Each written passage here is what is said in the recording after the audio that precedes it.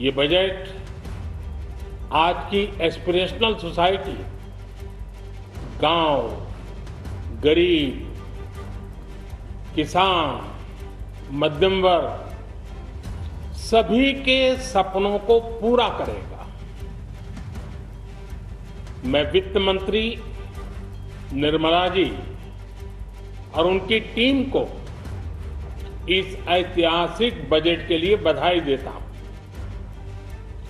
साथियों, परंपरागत रूप से अपने हाथ से औजारों और टूल्स से कड़ी मेहनत कर कुछ न कुछ सृजन करने वाले करोड़ों विश्वकर्मा इस देश के निर्माता हैं।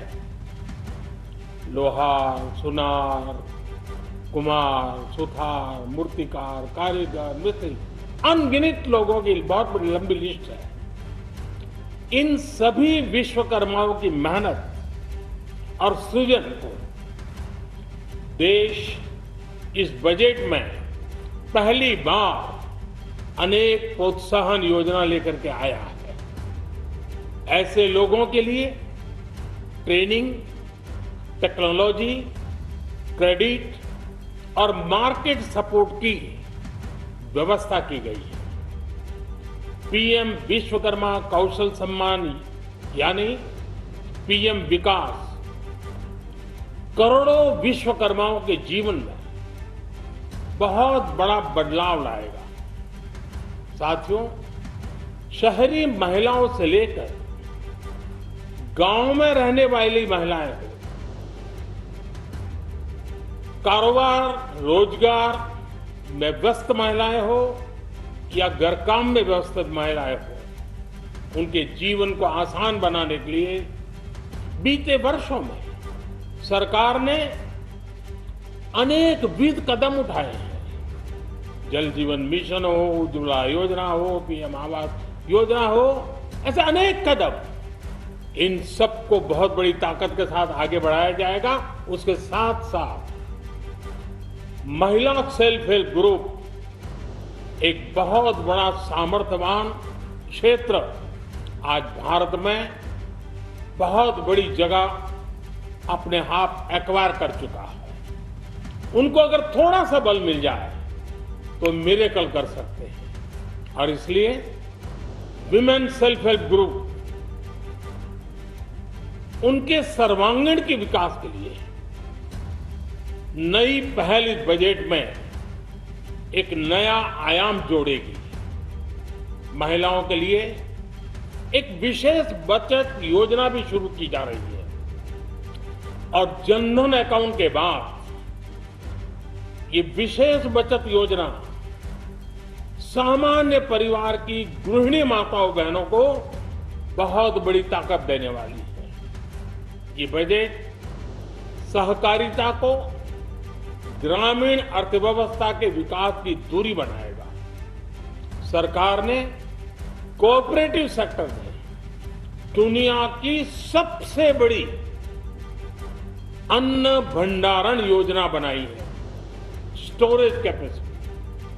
बजट में नए प्राइमरी कोऑपरेटिव्स बनाने के लिए एक महत्वाकांक्षी योजना का भी ऐलान हुआ है। इससे खेती के साथ साथ दूध और मछली उत्पादन के क्षेत्र का विस्तार होगा।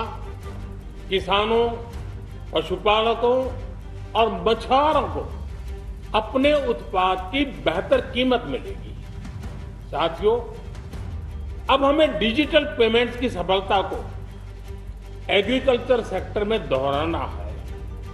इसलिए इस बजट में हम डिजिटल एग्रीकल्चर इंफ्रास्ट्रक्चर की एक बहुत बड़ी योजना लेकर आए हैं।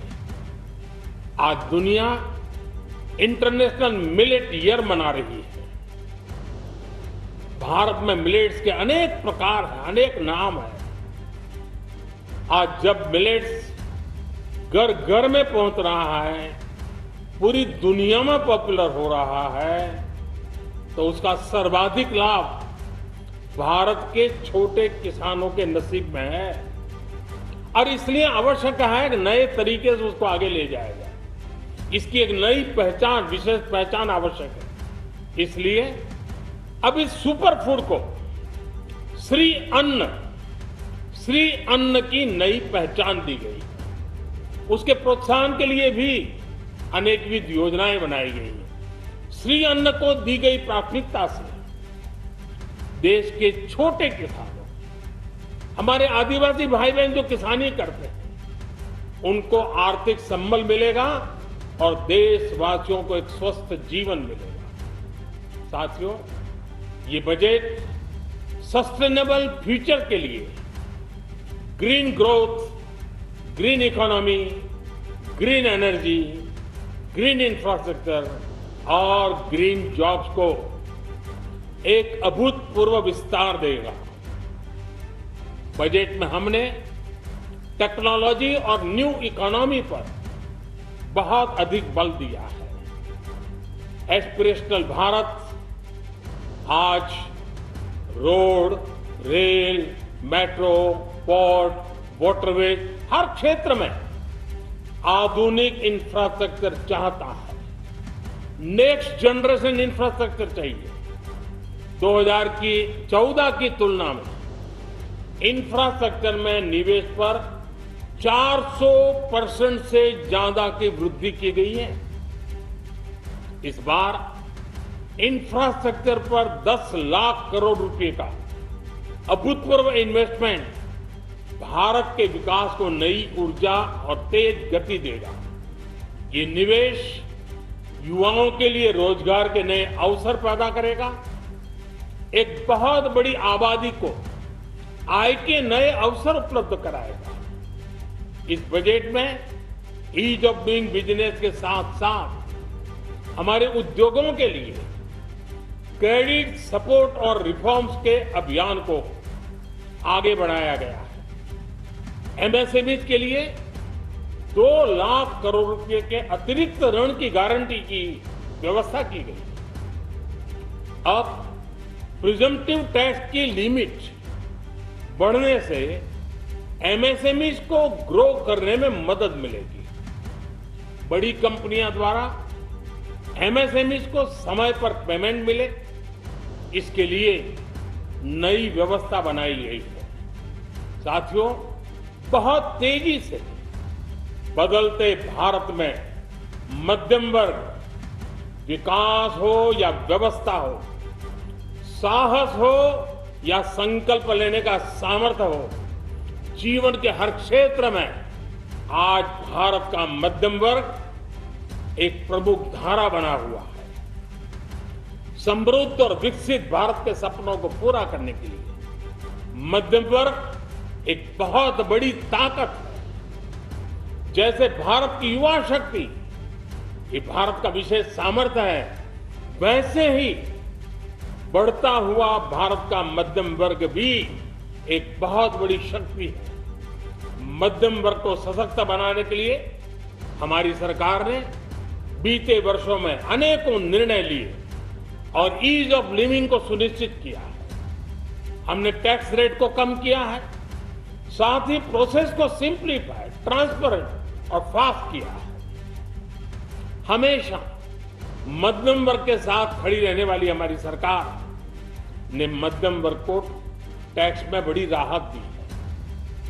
इस सर्वस्पर्शी और विकसित भारत के निर्माण को गति देने वाले बजट के लिए मैं फिर एक बार निर्मला जी और उनकी पूरी टीम को बहुत बहुत बधाई देता हूं और देशवासियों को भी बहुत बधाई के साथ साथ मैं आह्वान करता हूं, आइए अब नया बजट आपके सामने है, नए संकल्पों को लेकर के चल पड़े। 2047 में समृद्ध भारत, समर्थ भारत, हर प्रकार से संपन्न भारत हम बना के रहेंगे। आइए इस यात्रा को हम